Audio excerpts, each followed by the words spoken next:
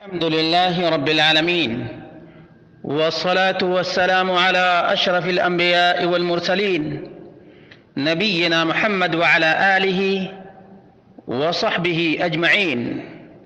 قال الله تعالى: يا أيها الذين آمنوا لا تقدموا بين يدي الله ورسوله. برادران اسلام، دینی اور ملی بھائیوں، دوستوں اور ساتھیوں، آج خوارج کی حقیقت سے روشناس کرانے جا رہا ہوں۔ اللہ رب العالمین سے دعا ہے، اللہ رب العالمین خوارج کے شر اور فتنے سے امت مسلمہ کو محفوظ رکھے۔ اس سے قبل نواصب کی، ناصبیوں کی حقیقت بیان کر چکا ہوں۔ خوارج کی بھی حقیقت جان لیجئے کہ خوارج کون اور خوارج کی صفت کیا ہے اور خارجی کون ہے۔ خوارج عربی زبان کا لفظ ہے اور اس کا مفرد خارج اور خارجی اس میں مشتق ہے خروج سے، کیونکہ یہ بخروجہم عن حکم اللہ وعن القرآن وعن السنہ وعن الصحابہ، ان کو خارجی کیوں کہا جاتا ہے؟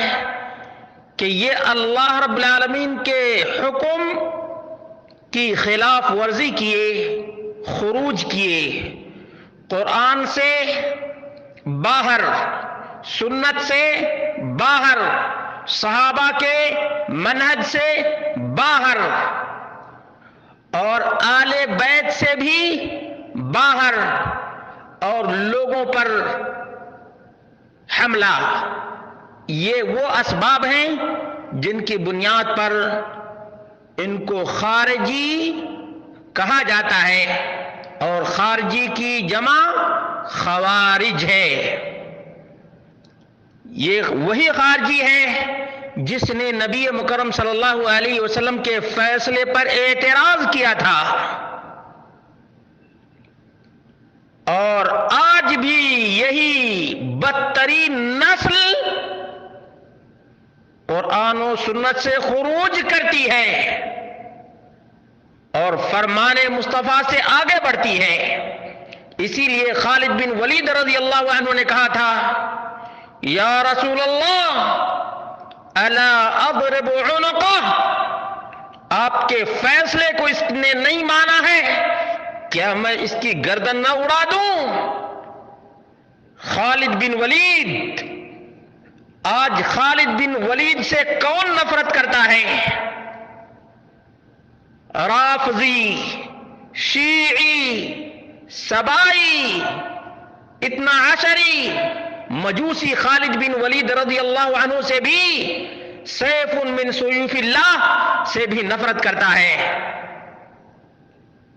یہ وہی بدترین نسل ہے جس نے عثمان بن عفان کو قتل کیا اور ان کی حکومت پر تبرئی اور سبائی اعتراض کیا۔ یہ خارجی وہی بدترین نسل ہے جس نے عشق علی کا دعویٰ کیا۔ خارجی وہی ہے جس نے صحابہ کی تکفیر کی اور اعدائے اسلام، دشمنان اسلام سے سانٹھ گانٹھ کیا۔ خارجی وہی ہے جس نے الہ واحد کو چھوڑ کر ناد علی اور علی کو معبود اور الہ بنا لیا۔ خارجی وہی ہے جس نے آل بیت کے نام پر، حب علی کے نام پر توحید کو چھوڑا اور انسان کو پوجا، اور علی مرتضیٰ نے انہیں جلایا۔ خارجی وہی ہے جس نے آل بیت کی محبت کے نام پر ابو بکر و عمر اور عثمان کو غاصب قرار دیا، غاصب قرار دیا۔ اور آج بھی ان خارجی نسلوں کی اولاد موجود ہے جو ابو بکر کو غاصب، عمر کو غاصب، عثمان کو غاصب کہتی ہے۔ یہ وہی نسل ہے، خارجی وہی ہے جس نے عشق علی کا نعرہ لگایا، جنگ صفین میں شرکت کی، اور پھر موقع پا کر علی مرتضیٰ پر خنجر چلایا اور تہہ تیغ کیا۔ خارجی وہی جس نے حسن بن علی نواز رسول جگر گوش فاطمہ بطول کو خنجر مارا۔ یہ وہی خارجی نجدی عراقی کوفی حروری ٹولہ ہے۔ یاد رکھنا نوجوانوں، یہ الفاظ خارجی، حروری، کوفی، عراقی، نجدی، سبائی، مجوسی، تکفیری، تبرائی، قیاس آرائی، یہ الفاظ صحیح بخاری میں حدیث نمبر 321 ہے۔ ان کا مزاج جاننے کی ضرورت ہے۔ معاذہ کا بیان ہے ان امراۃ قالت لعائشہ، ایک عورت نے عائشہ رضی اللہ عنہا سے کہا اتجزی احدانا صلاتها اذا طہرت، فقالت احروریۃ انت، اس عورت نے کہا کہ جب حیض سے عورت پاک ہو جائے تو کیا نمازوں کی قضا کرے گی؟ ام المومنین عائشہ نے کہا کیا تم حروریہ ہو؟ کننا نحیض مع النبی صلی اللہ علیہ وسلم فلا یأمرنا بہ، نبی کریم صلی اللہ علیہ وسلم کے زمانے میں ہمیں حیض آتا تھا، نمازوں کی قضا کا حکم نہیں دیتے تھے۔ صحیح مسلم حدیث نمبر 335، ابن ماجہ حدیث نمبر 631، ابو داؤد حدیث نمبر 262، سنن ترمذی حدیث نمبر 130، سنن نسائی حدیث نمبر 382۔ ان احادیث کو دیکھ لینا، ان کے مزاج میں قیاس آرائی ہے، ان کے مزاج میں نافرمانی ہے، ان کے مزاج میں بغاوت ہے۔ حدیث مصطفیٰ پر جس نے اعتراض کیا اور اپنی تک بندی، عقل پرستی، نفس پرستی اور خواہش کی پیروی اور قیاس آرائی کا ثبوت دیا، یہ خوارج کی علامت ہیں، یہ ان کی نشانیاں ہیں۔ اور آج بھی دیکھ لیں، آج بھی دیکھ رہے ہیں کہ رب کے قرآن کو چھوڑتے ہیں، قیاس آرائی کرتے ہیں، نبی مکرم صلی اللہ علیہ وسلم کے فرمان کو چھوڑتے ہیں اور اپنی ناقص عقل کو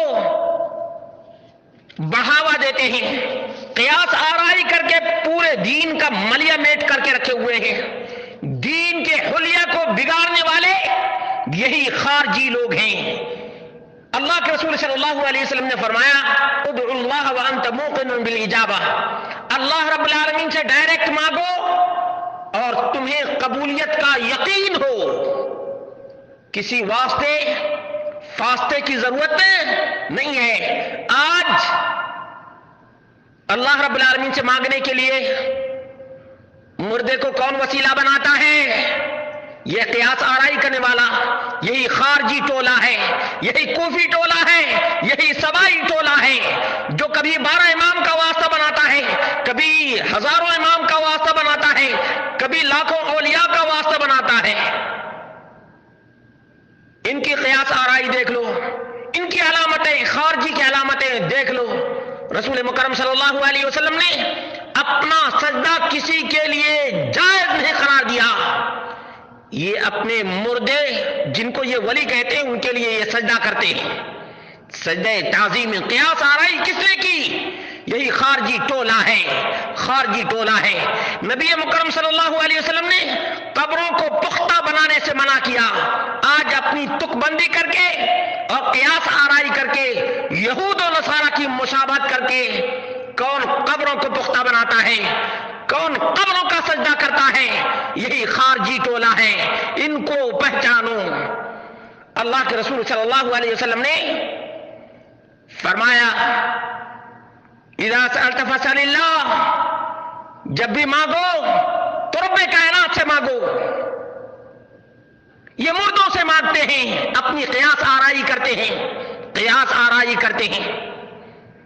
اللہ کے رسول صلی اللہ علیہ وسلم نے فرمایا کہ اللہ رب العالمین کے ساتھ کسی اور کی دہائی نہ دو، یہ اپنے مردوں کی دہائی دیتے ہیں، یہی خارجی لوگ ہیں، ان کو پہچانو۔ اللہ کے رسول صلی اللہ علیہ وسلم نے فرمایا ایاکم والغلو، غلو سے بچو، کسی کی شان بڑھا چڑھا کر نہ پیش کیا کرو، مردے کو زندہ مت کہو۔ آج مردوں کو زندہ کون کہتا ہے؟ قبر میں مدفون مقبور کو کون زندہ کہتا ہے؟